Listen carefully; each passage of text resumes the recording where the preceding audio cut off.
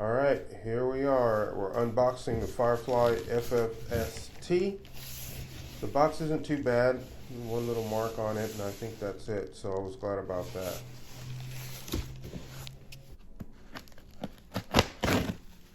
Let's get the knife here and finish getting this thing open. Then has a little styrofoam. It's like encased in styrofoam. A lot of the import guitars come like that.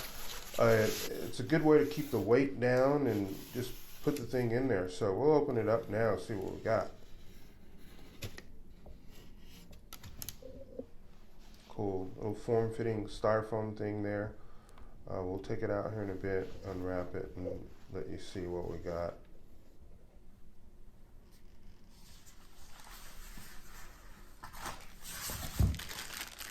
Of course, as always, comes with a little cable.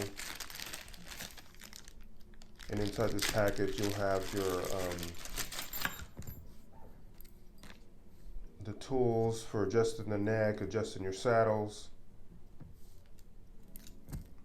Whammy bar. Whammy bar seems to be normal thickness like you'd see on a regular Strat.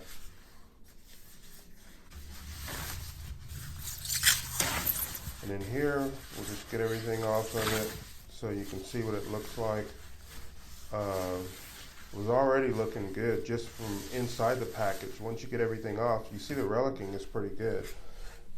I can't tell you guys how they do that. I don't know it. More than likely, it's painted these three colors, painted white on top, and then they run it through something to take it off.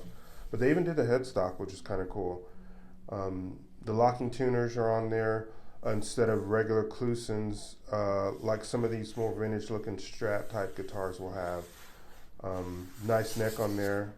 Abalone inlays, and yeah, they reliced it like where your arm would be, where the pick would hit, where you hit it, where your belt buckle would hit it, and all that. I think they did a good job on the relicing.